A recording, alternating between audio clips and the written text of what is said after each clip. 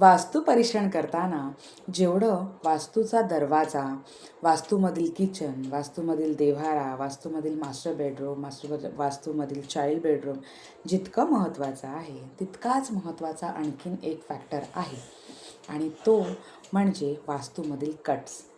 Yes, आपलं घर हे साधारणतः चौकोनी किंवा आयताकृती आकारात असणं स्वाभाविक आहे किंवा गरजेचं आहे. शास्त्रामध्ये हीच मान्यता आहे. पण आता आपल्या बिल्डिंगची काही युनिक ओळख असावी किंवा काही युनिकनेस आपल्या बिल्डिंगमध्ये दिसला पाहिजे, म्हणून बऱ्याचदा बिल्डर या बिल्डिंग थोड्या ट्रायंगल शेपमध्ये किंवा तिरकस आकारामध्ये किंवा त्याला अजून काही गोलाकार देण्याचा प्रयत्न करतात आणि त्यामुळे होतो असा परिणाम की आपला फ्लॅट किंवा आपलं घरसुद्धा या आकारामध्येच बसवला जातो आणि मग होतं असं की आपल्याला कुठलीही दिशा पूर्णपणे मिळत नाही.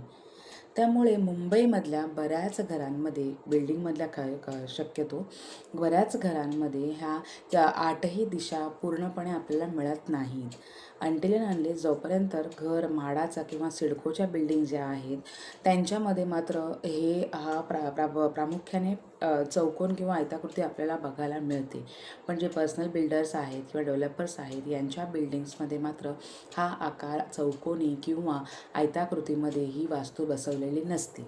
मग अशा वेळी होतं काय, तर वास्तूमध्ये कट आल्यामुळे वास्तूमध्ये ज्या पॉझिटिव्ह वाईब्स फिरत असतात, एनर्जीज फिरत असतात, तर या एनर्जीज फिरताना यांना अडथळा येतो आणि मग त्या वास्तूमध्ये त्या दिशा कमी पडल्यामुळे सुद्धा त्या दिशेचा परिणाम त्या दिशांमुळे येणारी सकारात्मक ऊर्जा ही वास्तूमध्ये कमी पडते आणि मग त्या दिशेचा नसल्यामुळे किंवा त्या दिशा अवेलेबल नसल्यामुळे त्या दिशांची एनर्जीज कमी पडते आणि मग त्याचा परिणाम आपल्याला भोगावा लागतो. तर अशामध्ये आपल्या वास्तुशास्त्रामध्ये पिरॅमिडचा किंवा मंत्र आणि यंत्रांचा वापर करून या काही त्रुटी ज्या आहेत त्या भरून काढता येतात.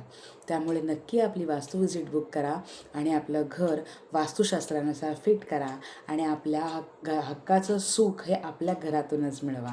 धन्यवाद. वास्तू परीक्षण करताना जेवढं वास्तूचा दरवाजा, वास्तूमधील किचन, वास्तूमधील देव्हारा, वास्तूमधील मास्टर बेडरूम, वास्तूमधील चाइल्ड बेडरूम जितकं महत्त्वाचं आहे, तितकाच महत्त्वाचा आणखीन एक फॅक्टर आहे आणि तो म्हणजे वास्तूमधील कट्स. येस, आपलं घर हे साधारणतः चौकोनी किंवा आयताकृती आकारात असणं स्वाभाविक आहे किंवा गरजेचं आहे. शास्त्रामध्ये हीच मान्यता आहे. पण आता